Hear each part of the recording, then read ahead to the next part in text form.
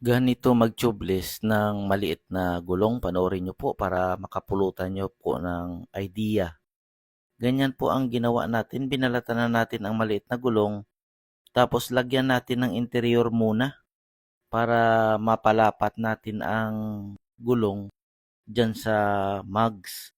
Yan po ang isa sa mga idea natin na matutunan nyo po para hindi na po kayo mahirapan maghangin sa ganyang kaliit na gulong.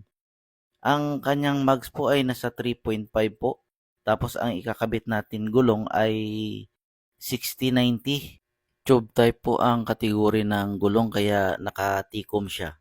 Kaya ang isa sa mga diskarte natin ay ganito po ang paraan. Nilagay muna natin dyan sa mags na may interior. Tapos lagyan natin ng nut para hindi bumaon ang pito. Tapos idiin-diin lang po natin ang gulong para pumasok. Yan po pumasok na. Ngayon, ito ang sinasabi ko na pinapalapat mo na ang labi ng gulong sa wheel mugs.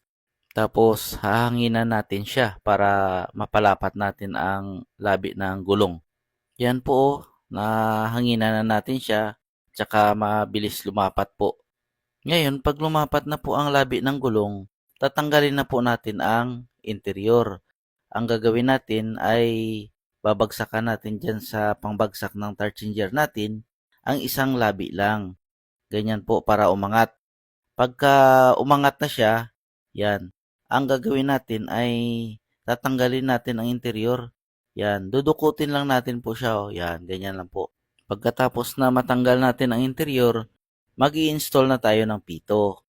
Rubber pito po ang ating kinabit. Yan, hilahin lang natin yan kasi mayroon tayong puller sa pangkabit ng pito. Ganyan lang po. Tapos ibaba natin dito sa baba sa may gulong para apakan natin yan at saka mahanginan. Ganyan lang po, hindi na po tayo gumamit ng air blaster. O di ba, nahanginan na natin siya.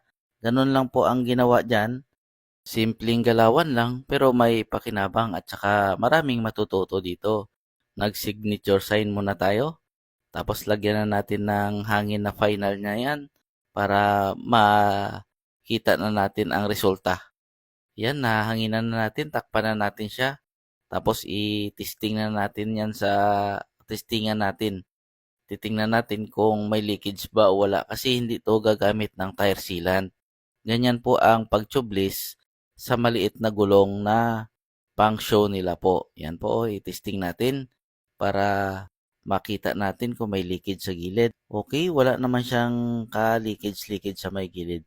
Okay na po, maraming salamat. Peace.